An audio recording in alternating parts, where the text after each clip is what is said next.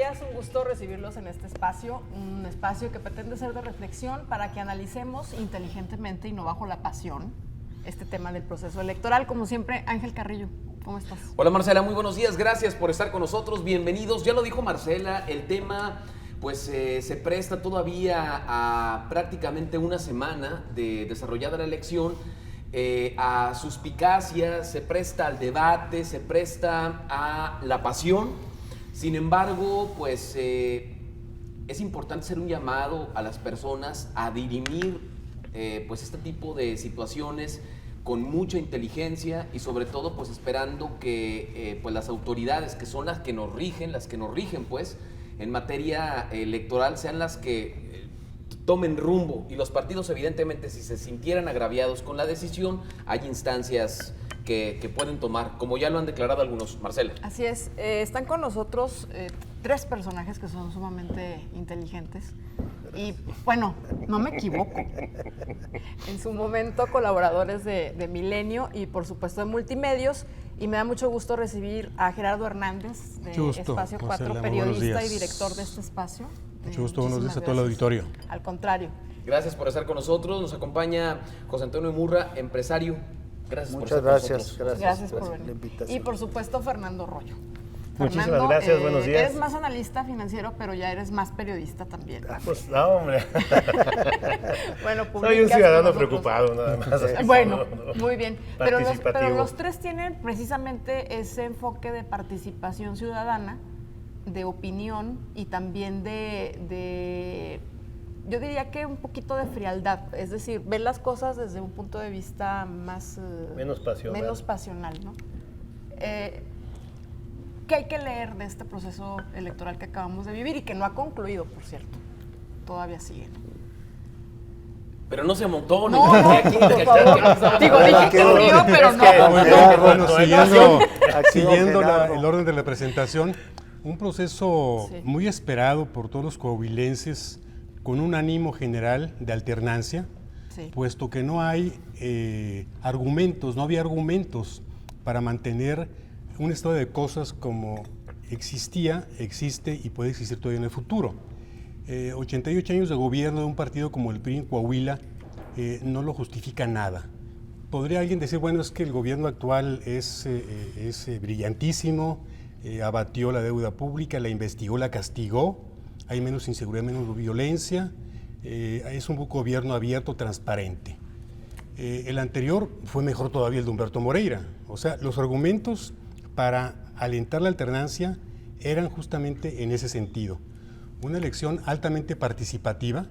Hacíamos hace algunos minutos un recuento de cómo se votó en el 2011 en la elección entre Rubén Moreira y Guillermo Anaya, y la votación rebasó el 1.3 millones de votos. Es decir, se emitieron hace 6 años 1.300.000 votos, sin las filas que vimos este domingo pasado en Torreón, en Saltillo, en Piedra Negra, en San Monclova. Es decir, la votación del domingo 4 de junio no fue del 60%, fue del 70%, según la concurrencia ciudadana a las urnas y también según lo que se veía en las ánforas de cómo iban subiendo las boletas.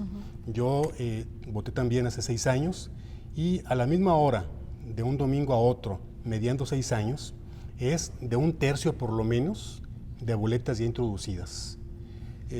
La suspicacia, la sospecha existe, hay el convencimiento de que hubo un gran fraude electoral desde el Instituto Electoral de Coahuila. Es decir... Pero hablar de suspicacias no es un poquito irresponsable. No lo es. Es decir, yo creo que más bien tendríamos que atenernos a los datos duros de esta elección y a las pruebas, ¿no? Para no hablar de suspicacias. Sí, porque ya la tenemos suspicacia la generan varios hechos. Número uno, que el 70% de las casillas hayan abierto con 2 horas o más de retraso. Que eso siempre No pasa, siempre, ¿no? No siempre, no siempre. Bueno, en todos los años que he tenido yo este tipo de coberturas en los procesos electorales, siempre el dato es ese, que llegan tarde, que no llegan o que tienen que tomar a un funcionario suplente de la línea, etcétera. Es decir, no es un dato que diga hay suspicacia. Más bien hubo mala organización. Sí. Y me parece incluso, que incapacidad. Coincido con Marcela porque hemos estado incluso tratando de platicar con Gabriela de León Farías, ella es la presidenta consejera presidenta del IEC, y parece que ella está negada a proporcionar información justamente sobre todas esas inconsistencias como la apertura tardía de casillas, de pronto el PREP falló, eran las 12 de la noche, nosotros estábamos en el programa y no había datos que nos pudieran llevar siquiera a oler cómo se iba a comportar la elección, es decir, el PREP comenzó muy tarde.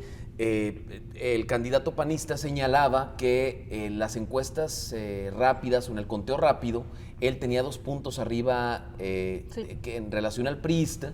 Sin embargo, el priista argumenta que tiene las actas donde consta que pues al final del día sacó un 2.4 o 5% arriba del panista. Sin embargo, coincido con Marcela en que creo que fue un error de logística más que de colusión. Además, Gerardo, vamos a ser serios. ¿Cuándo Gabriela de León va a reconocer la intromisión de Fuerza Coahuila dentro de la elección? O sea, la suspicacia la genera el propio IEC. Exacto. Estoy de acuerdo en que siempre hay apertura tardía de casillas.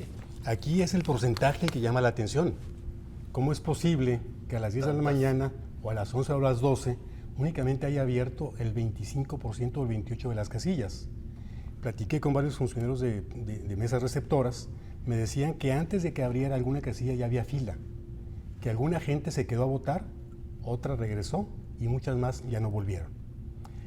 Hay suspicacia por justamente la declaración torpe de Gabriela de León. Sí, eso se genera a raíz de la incapacidad. En el sentido de que el PREP se había tronado. A Bartlett se le cayó el sistema cuando iba ganando Cuauhtémoc Cárdenas. A de León Farías se le truena el PREP cuando iba ganando Guillermo Anaya. Todo eso acumulado, más el robo de casillas, más el transporte de casillas de paquetes electorales sin el resguardo del ejército o de la policía, es lo que nutre la suspicacia.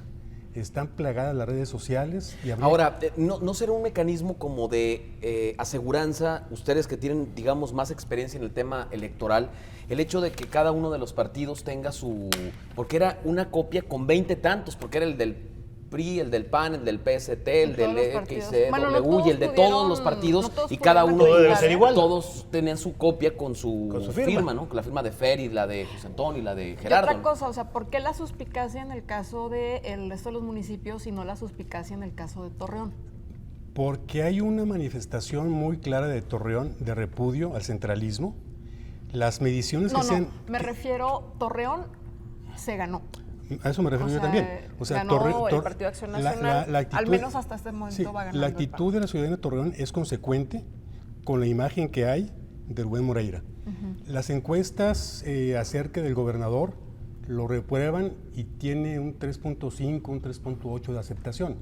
Eso es consecuente con la votación. Refleja un ánimo social de la ciudadanía respecto del gobierno de Rubén Moreira, respecto incluso del gobierno de Miguel Riquelme. ¿Cómo es posible que el candidato a gobernador pierda en su municipio? En democracia todo es posible, por supuesto, pero si nos remontamos al antecedente histórico, en la elección previa municipal también perdió Miguel Riquelme. Perdió con el PAN de partido a partido y lo salva los partidos satélites. Claro, de partido a partido. Sí, ya había una tendencia. Ahora, de pronto podría entender Torreón. Es decir, Torreón fue un municipio de los que el PRI perdió. Pero ¿qué pasaría con Saltillo? Porque Saltillo fue arrasado completamente por el PRI, aunque Esther Quintana dice que va a impugnar por el tema de las inconsistencias. Saltillo fue... Y hay un distrito que finalmente no es del PAN, o sea, no, es del PAN, uno de los distritos, tengo entendido. Me refiero a la alcaldía. ¿Cómo? La alcaldía ganó muy fuerte. Ganó muy fuerte. ¿Cómo? Ahí está concentrada la estructura del moreirismo. Sí, claro. Ahí está Samuel Rodríguez, ahí está Álvaro Moreira, ¿verdad? Ahí están toda la estructura. Aquí también había una estructura muy poderosa. Simplemente aquí tenía al secretario de Desarrollo Social en algún momento, tenía al director de Desarrollo Social del ayuntamiento como candidatos a diputados locales, Fernando.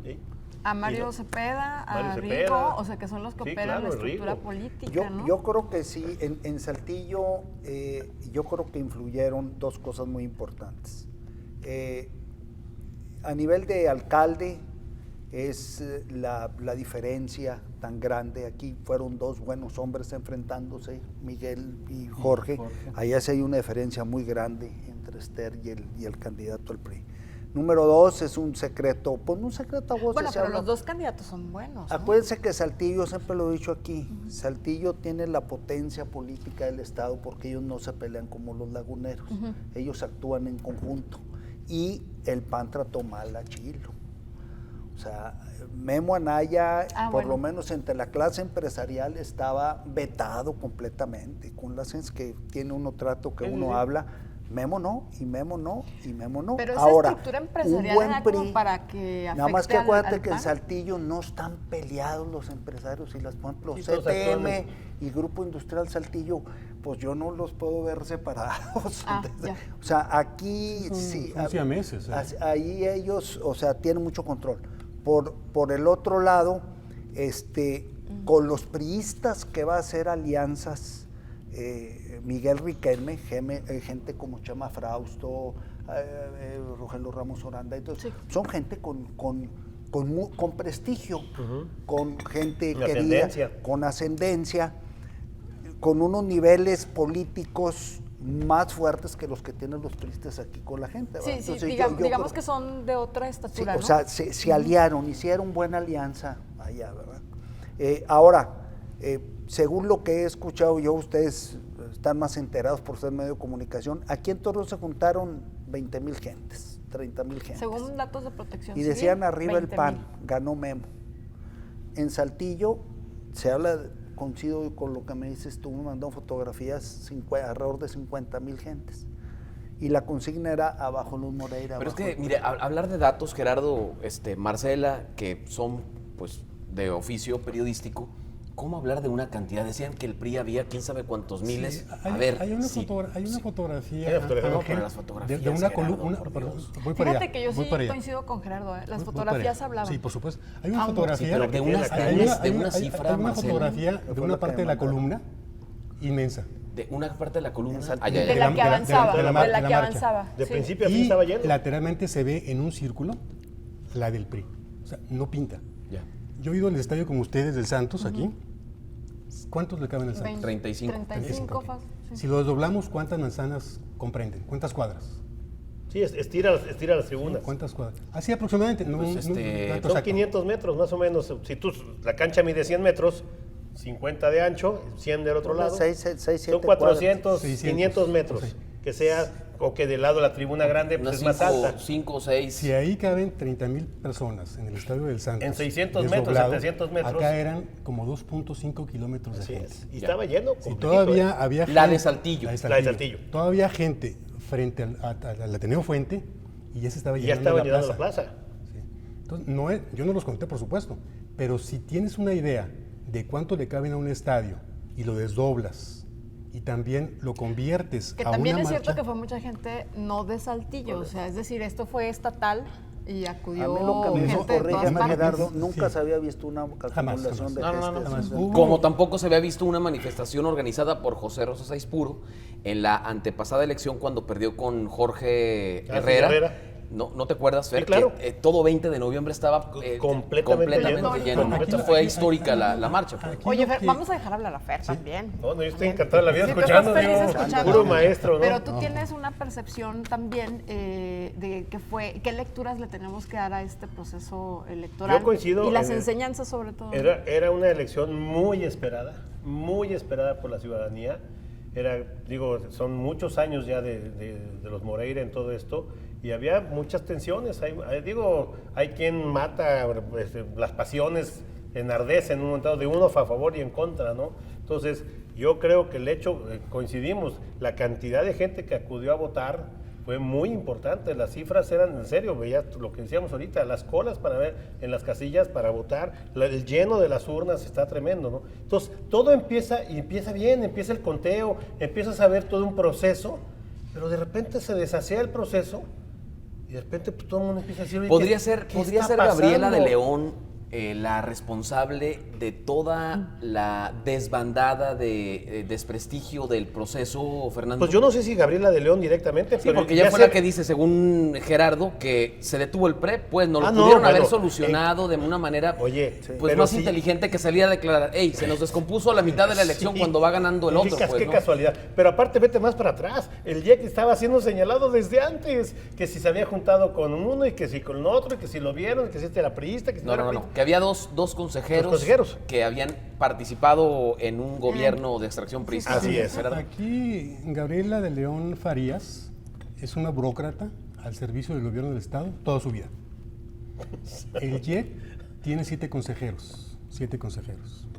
Una reforma a la Constitución en el 14, teóricamente para quitar a los gobernadores el control de los órganos electorales, porque ellos mandaban sobre ellos, nombraban consejeros a través del Congreso. Se hace pues un simulacro de reforma para que sea el INE nacional el que elija a los consejeros. En este caso, se determinó que la presidenta del Consejo del IEC en Coahuila, en 2015, tendría que ser una licenciada de apellido López, que ella tenía conocimiento en materia electoral, cosa que no tiene Gabriela de León. No tiene ningún estudio, nada que la en materia electoral. Sí. En este caso en Coahuila ocurrió como que una operación de un cerebro se la encargan a una dentista.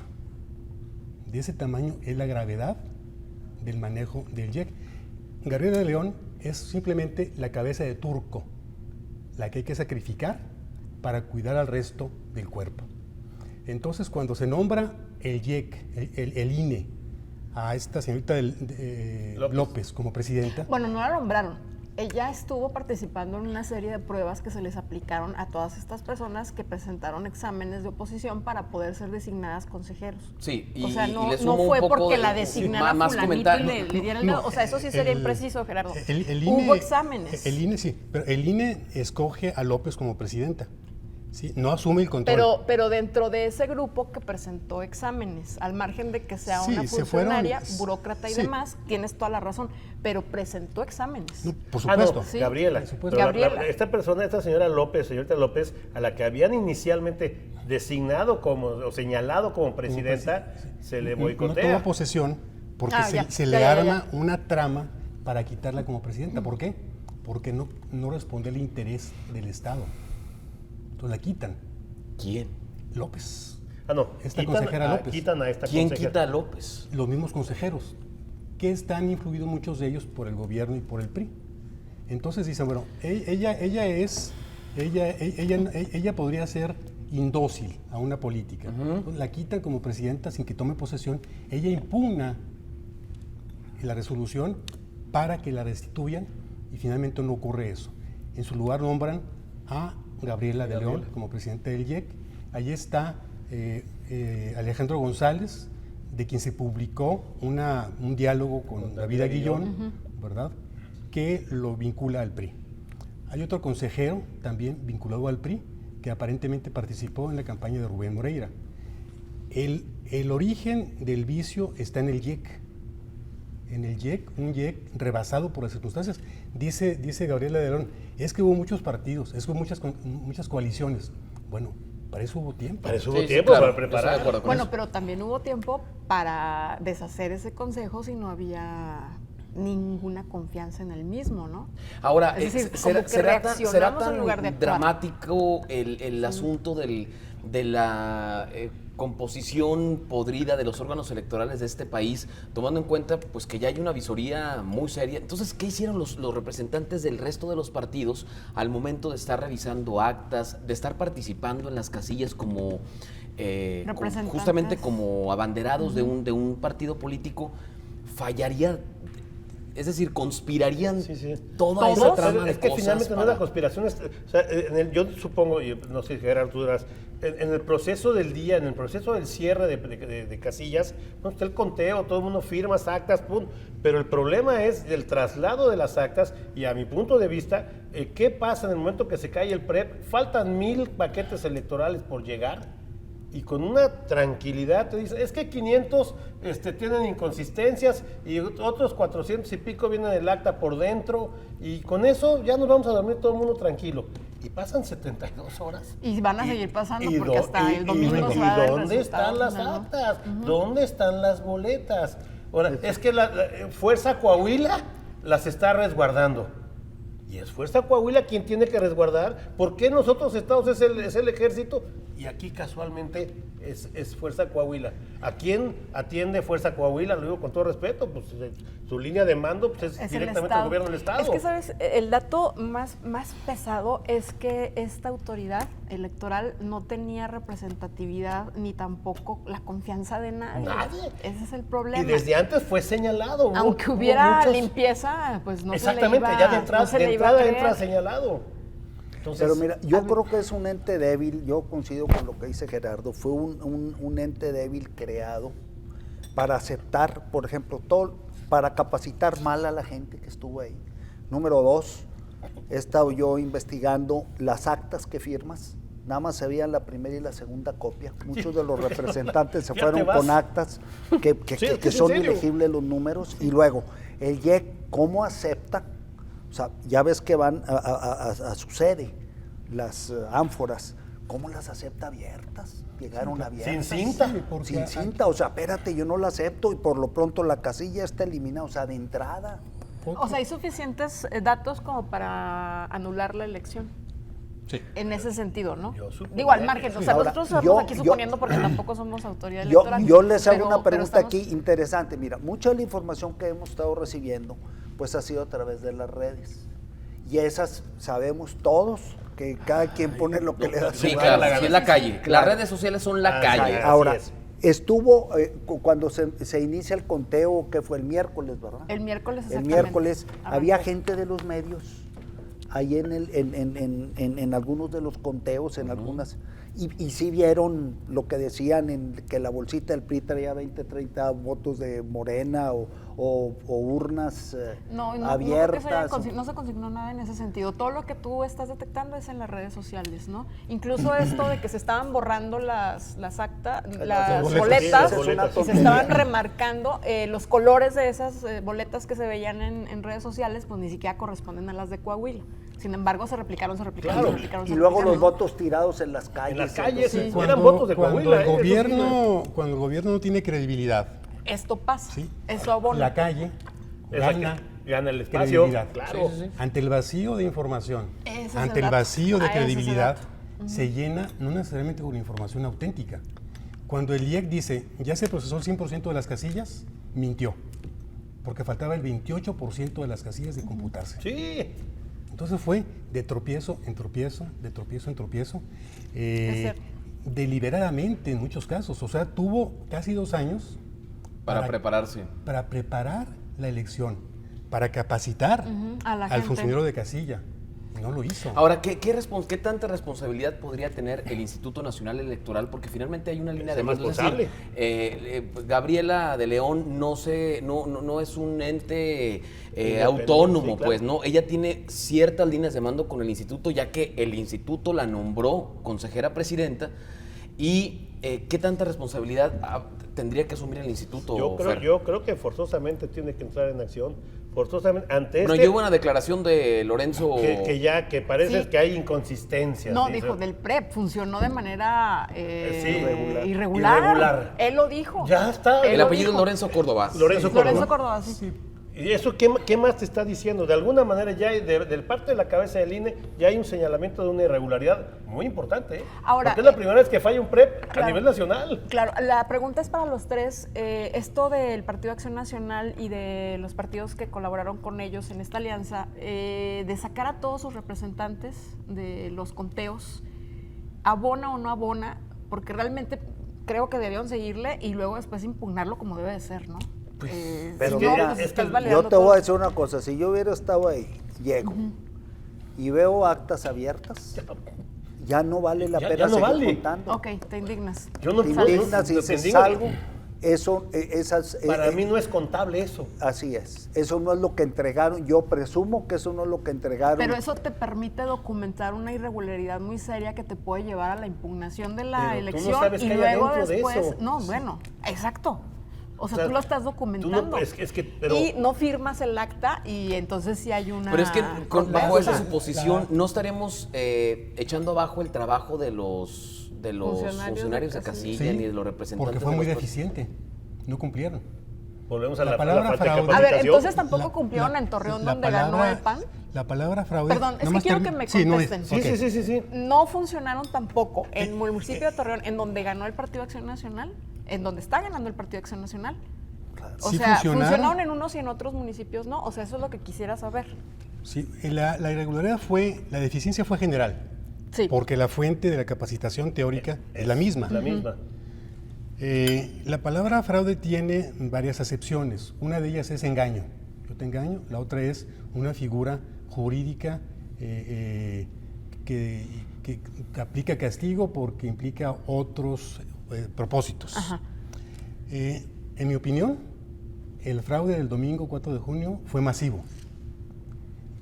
Y respecto a la pregunta de si tienen responsabilidad o no, la gente del IEC la tiene. Hoy mismo Del INE. hay exconsejeros del IEC de Chiapas en la cárcel por haber fraguado un fraude en la elección de un diputado del exterior. Adulteran las actas, los nombres del padrón, se denuncia, se investiga, se detecta, se comprueba y va a la cárcel. Lo cierto, y retomando un poco el comentario que hace Marcela, yo no he escuchado a Cermeño diciendo, bueno, hay que revisar las actas porque ahí hay chanchullo. Yo no he escuchado a Jorge Cermeño, al contrario, se declara ganador. Y en Torreón el tema del fraude electoral es mínimo, salvo por el tema de redes sociales que viene de Acuña, de otros lugares. Aquí en Torreón es prácticamente mínimo porque... Aquí en Torreón perdió el PRI. O sea, las 4 diputaciones, la alcaldía y la gubernatura. Hubo cargo completo dado del PAN. Sí. Ahora, la respuesta es esta. Por eso, pero no me han contestado. La respuesta es esta. A ver. El interés era ganar la gubernatura. El gobierno del Estado. Aún cuando se sacrificaran presidencias municipales, lo que no vieron venir fue lo del Congreso. Porque cada candidato tenía sus cuentas del PRI en base a su estructura. Claro. ¿Sí? Entonces, ellos cuidaron la elección de gobernador, que es la que les interesa. O sea, fraguaron el fraude nada más Sobre para el gobierno, el se me gobierno hace del más Estado. complicado, la verdad. Oye, ¿qué pasó, Marcela, en el caso de la elección de Es que eso 88 con suena Salinas más, de Gortari? ¿sabes a qué suena, Gerardo? A que entregaron Torreón. Bueno, O que negociaron Torreón a cambio de qué. si Pareciera, ¿no? hubiera Que eso alguna- también se sí, está también- manejando a también se nivel pudiera nacional, manejar ¿no? eso, pero la reacción de las oposiciones echa abajo ese argumento. Y bueno, en el caso de Torreón, la verdad es que el tema es muy interesante porque, como bien dijo Pepe, 2 candidatos muy fuertes. De carismáticos prestigio, los dos. carismáticos ambos, pero realmente de Cermeño, con una trayectoria impresionante aquí, en el caso de Torreón, y con escasa campaña, ¿eh? Sin embargo, su fama y su transparencia le dieron el triunfo, ¿no? Sí, pero ahí también hay que ver una cuestión. Estas alcaldías son un aperitivo, duran un año. Las diputaciones, ¿dónde está un Las problema? diputaciones, ahí es donde quien sea gobernador, si es Anaya o si es Riquelme, tendrá el primero un congreso que le va a permitir hacer muchas cosas. Si es finalmente Riquelme el gobernador, tendrá un congreso que va a abrir, número 1, la deuda pública, claro. las empresas fantasma, va a abrir las cuentas de Torreón. Todos los pendientes, ¿no? Entonces, ¿qué es la función del Congreso? Y va a manejar egresos. Y va a haber ingresos y egresos. Así que- Y va a ser un gobierno dividido. Un gobierno en el cual el estar Ejecutivo maniatado no tiene el completamente. control del Ejecutivo y a esto no le hemos dado la dimensión que corresponde porque es muy sano para Coahuila, Claro. para la democracia también. Digo que no el resumen que puedo extraer de tu participación es que no va a haber un poder absoluto si gana el Partido Revolucionario Institucional porque va a tener No, un de hecho Congreso. no lo hay, No lo porque hay, el sí. Congreso Pero bueno, es sin embargo, si más es blanquiazul. Guillermo Anaya el ganador de la contienda, tendría Mayoría. maneras de moverse dentro de las decisiones que Sí, se se va a pudieran poder- tomar. poder De mejor. entrada, mayoría absoluta, es decir, 50 más 1 los tiene. Actualmente en el Congreso hay, digamos que 8 fuerzas políticas representadas. Y en el futuro Congreso va a haber 4 nada más. Es decir, los partidos satélites del PRI está afuera. desaparecieron. ¿sí? Claro. El PRI tiene actualmente, de 25 diputados, tiene 21, perdón. dirán, bueno, pues no puede tener 16, sí. Los demás son del Verde, de cualquier otro que hace el juego del PRI. El PRI va a bajar de 21 diputados a 7. ¿En esta legislatura? Sí, va a estar en las mismas circunstancias que estuvo el PAN toda su vida, ¿no? Sí, así es. Ahora va a le ser dieron al vuelta a la revés. tortilla. Pero a ver, en ese sentido, entonces, ¿gana Coahuila? ¿Pierde Coahuila? Mira, hemos hablado de partidos políticos, pero mira, ¿y los yo ciudadanos? voy a empezar voy a tomar el comentario que hiciste tú al principio, Marcela. Esto se ha vuelto ya muy emotivo, se ha vuelto muy emocional. Es que no es para menos. La gente se siente sí, lo entiendo. traicionada. Todos, aunque gente priista, le comentaba yo a Gerardo que eché un par de telefonazos a Saltillo en la mañana preparándome para el programa. Priistas de hueso colorado, gente importante, están asustados, están asqueados de lo que sucedió. O sea, todos sentimos como cuando te roban tu casa, sientes un vacío aquí adentro.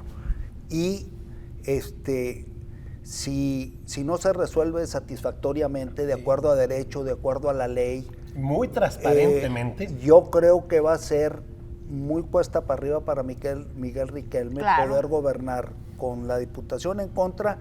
Y yo te digo que va a haber un abandono de toda la sociedad civil hacia las participaciones en los diferentes foros, impuestos sobre nóminas, llámale todos los foros que hay, se van a retirar. La gente está de un nivel de indignación. Y si quisiera hacer un señalamiento, no por denostarte ni mucho menos, pero tú eres priista. Sí, y eres de los priistas que no estuvo de acuerdo con la forma en que se eligió al candidato. Pero también hay un encono muy terrible en contra de todo lo que sea priista, como si todos los priistas fueran exactamente iguales, y no es cierto. No todos los priistas pues en Saltillo iguales. cómo les fue bien, ¿verdad? En Saltillo tuvieron, te digo, buenos candidatos, se armó bien ahí la cosa. Ahora, acuérdate que esto es como una nación india, somos muchas tribus. Muchísimas. Todos los partidos somos tribus. Yo soy de la tribu de Montemayor, que nosotros no movemos. Yo contesto tu pregunta y yo creo que gana Coahuila. Yo creo que un ambiente como el que estamos viviendo tenemos, o nunca se había vivido, o por lo menos tenemos muchos años, donde la ciudadanía está participando. Estamos deseosos de esa realidad, de esa verdad, de esa transparencia.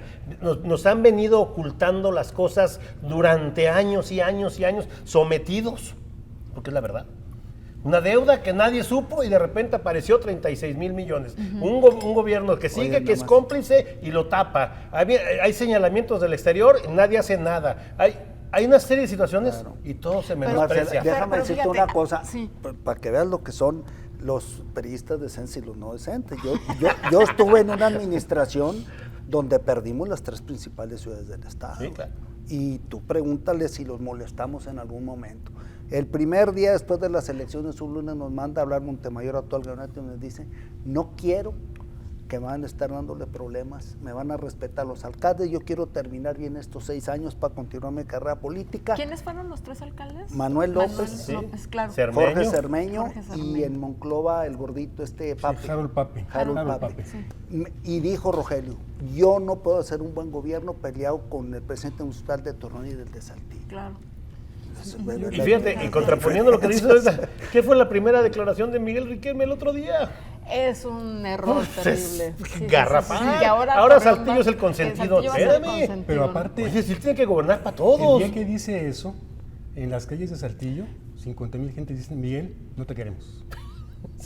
Sí, yo plantearía esta elección en términos de la siguiente metáfora. El individuo que está angustiado, desesperado por mantener el poder, toma la pistola y juega la ruleta rusa y se dispara. En este caso, salió la bala,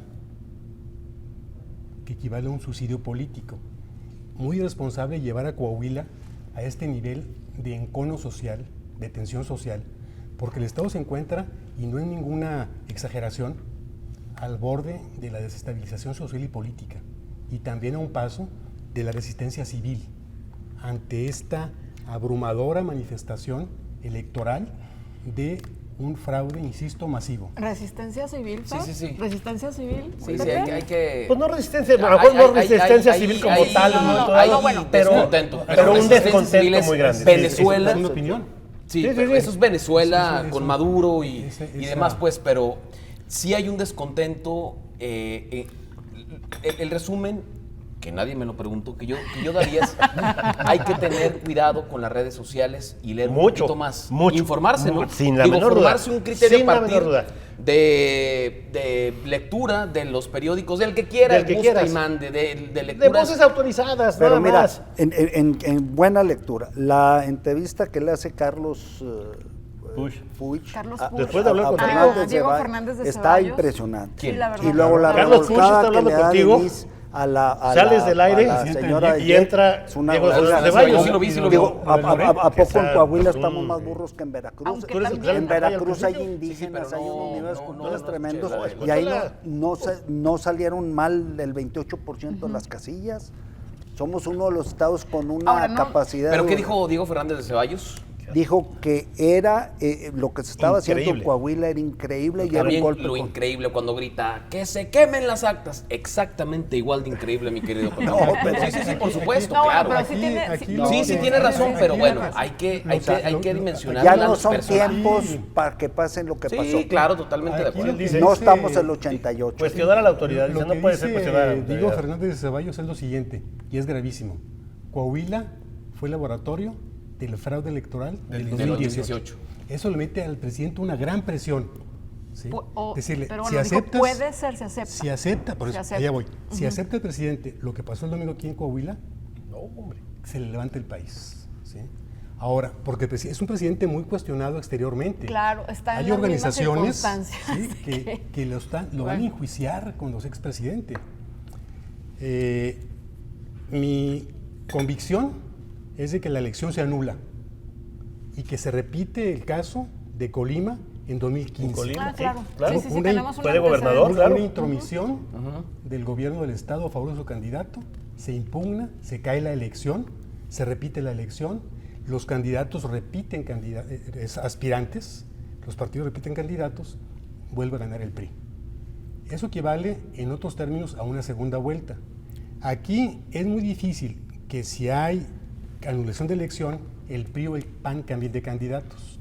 Aquí la balanza la van a cargar Javier Guerrero, Armando Guadiana, Horacio Salinas y José Ángel Pérez, que van a apoyar a Guillermo Anaya. Entonces, eso es lo que no quiere el PRI, que se Claro, anule la es elección una segunda vuelta. por el alto riesgo de que se pierda. Pero fíjate, tocando el tema de resistencia civil que decía Gerardo, yo creo que es muy importante, independientemente hacia el desenlace, yo creo que tiene forzosamente que haber un camino de legalidad.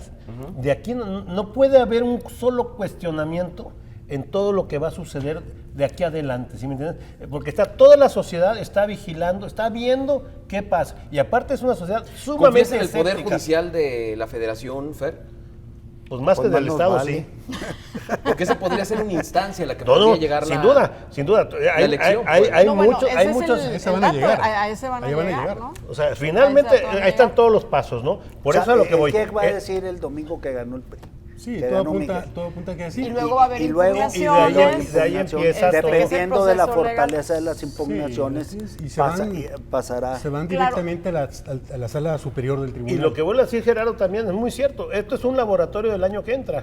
Entonces, tú imagínate la bronca que está en el Estado de México, donde públicamente ya Ni lo hablamos, dijeron, del Estado de de México. panzazo. No, bueno, la yo fiesta creo que que hubo en Los importa. Pinos el lunes en la noche, Sí. o el domingo en la noche, que hubo gran fiesta en Los Pinos hasta las 4 de la mañana, según está documentado ya en algunos periódicos.